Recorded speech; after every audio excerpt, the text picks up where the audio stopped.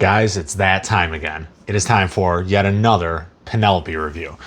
But this time it is the Architect Creme Brulee. Roll that intro.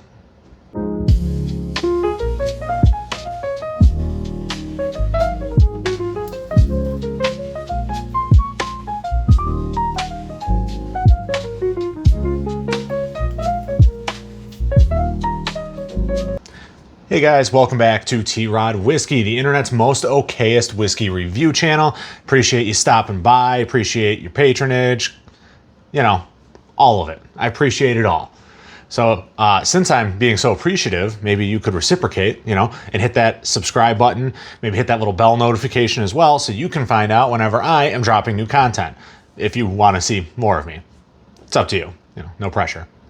So today we're going to kind of continue on this little trend that I've had lately, and we're going to be looking at another Penelope product, and this is the Penelope Architect Creme Brulee release. So like most Architect releases, right, the proof on this one, 110 proof. It is straight bourbon whiskey finished with French oak staves. Now, what makes this one so unique is kind of the finish, I believe, which I'm not exactly sure how you get the creme brulee. I know this is a 5-year-old. It tells you right on the back, aged 5 years. It's finished with a complex stave. Blueprint for the future, yada, yada, yada. Blending, working in collaboration with Tonnelier Redoux of France, the market leader in oak barrel manufacturing innovation. We selected each stave using their state-of-the-art oak scan process to construct a truly memorable flavor profile. Okay, so a little bit of modern tech wizardry kind of involved here. I have obviously been into this bottle. You've probably seen at least one or two other reviews of the creme brulee, but this is going to be mine. I actually really enjoy this.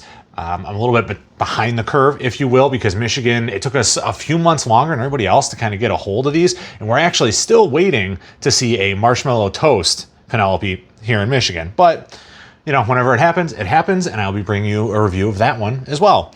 So let's go ahead, and we got our Copita here. By the way, I had a couple comments and questions on the last video that I used this Copita in. So this is a Copita. It's similar to a Glencairn, but not as much of like a, like a pronounced bulb. Generally you use these in Scotch tastings. I kind of like using them for whiskey tastings, or really anything with like a 1.5, 2-inch, 3-inch stem, just because it makes me feel classy, even though I am certainly not. So we have our Copita. Gonna get a little bit of a pour in here, and then we're gonna go for it, guys. All right. So, dark mahogany color. Really rich gold swirling in the glass. I mean, it's a beautifully colored whiskey. Really, really nice. Looks super viscous in the glass. I'm sure it's gonna actually coat really, really well. I've been on just a huge Penelope kick lately, grabbing up the Project X bottles. Sorry, I can't buy whole barrels yet. I'm not that Hollywood. But the Project X stuff, when I can find it, for sure. And big fan of the Penelope Architect single barrel picks. I've only got a couple of them, but when I find them, I make sure to grab them because they're always just good. Will they rewrite your whole interpretation of the whiskey world? Probably not, but are they going to be awesome? Probably. So, all right, got our SJ going. Okay, and this is why it's called creme brulee. If nothing else, the nose is absolutely delicious. Baking spice on the nose. It smells like creme brulee. It's got like that creamy vanilla sweetness. What's that dusting? Like a nutmeg and cinnamon or something that they put on the top of creme brulee. But then it's got like a little bit of a toasted caramel.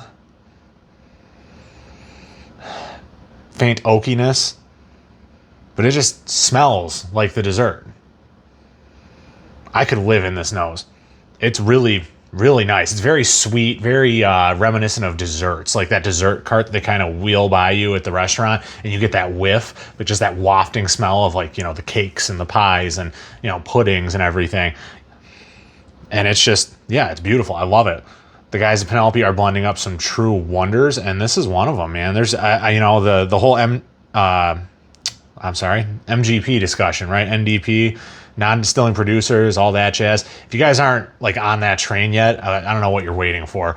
Some of the best stuff happening in whiskey right now, coming from NDPs, specifically around sourced whiskey from like Bardstown, MGP, Green River, that sort of thing. Even Sagamore's getting into some of the non-distilling producer games, but all right. Yeah, it just smells like pure, fresh creme brulee. But we're going for a sip. So cheers.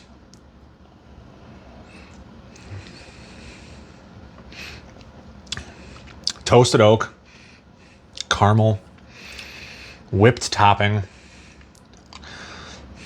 little bit of a spiciness, almost like a rye spiciness on the very back. But this is also my first drink of whiskey for the day, so stand by. Maybe that rye note goes away.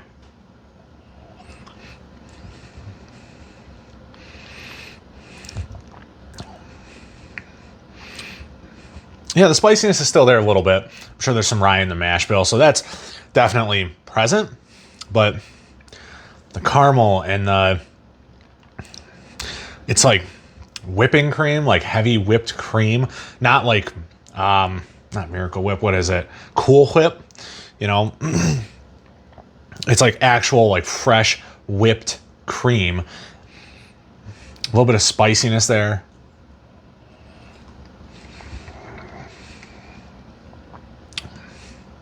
Yeah, it's good. It's a nice, easy, approachable sipper, man. A lot of desserty notes in there. Dig that. The finish is just long and lingering. I love that. It envelops your entire tongue. The whole tongue. Not the middle or the side, just the whole tongue is just covered in this like toasted, like a toasted caramel hug. And it just hangs on and lingers for forever. And it just pushes you to keep going back to the glass.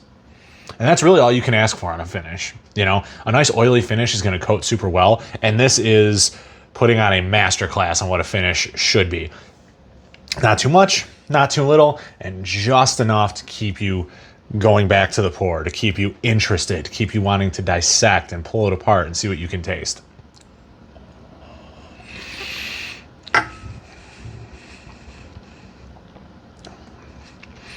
Yeah, I mean, it's got enough complexity to be interesting. It's not so hot that it's gonna, be too aggressive and scare people away. I think this is really well rounded, obviously really well blended. Flavor profile is unique and rich. It's at a proof point where it's dense enough that you're not thinking it's too thin. It's not blowing your stack or taking your hair off. This is an ideal whiskey for like an everyday whiskey or like a better than average pour. So what would I rate this one? The number that's jumping out to me is 7.3. I'm gonna go with 7.3. I think it's good.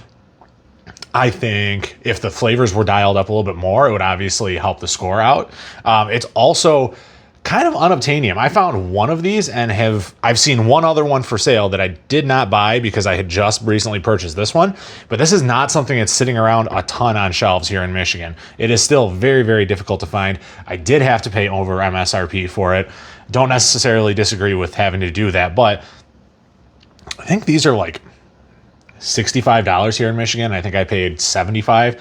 So a little bit, over the shelf price, but I know your standard Penelope Architects are like $45. So this is a little bit higher because you're getting a little bit more for your money. And I don't mind that, for that price tag, you're not getting much these days for $65. It's an unfortunate truth in today's economy. What are we going to do? But I think it's good. If you guys are Penelope fans, I'm just going to tell you, you will like this. If you like most of what Penelope does, you will like this. If you like Architect, you will like this. Go ahead and buy it. Now, if it depends on the build, whether or not you're in or out on Architect, then okay, maybe try it. Maybe hit up somebody for a sample before you go and spend the money. But otherwise, I think it is a really good whiskey. I think it's going to be a decent addition to anybody's collection. I'm glad that I have it. Would buy it again, 110%, 10 out of 10, would buy again. I like that it's kind of a continuation off of the Architect series, and it's not just one of these like limited bottlings like a Rio or a Havana. It's just, hey, it's an Architect Creme Brulee. or like the toasted line, the marshmallow toast. I like that they're doing these things. I like everything about what Penelope is doing in the game right now. And that's why you guys have seen me do so many other reviews, because I have become a full-on slappy for the Penelope brand. Sorry, it is what it is, man. But it's good whiskey. It is.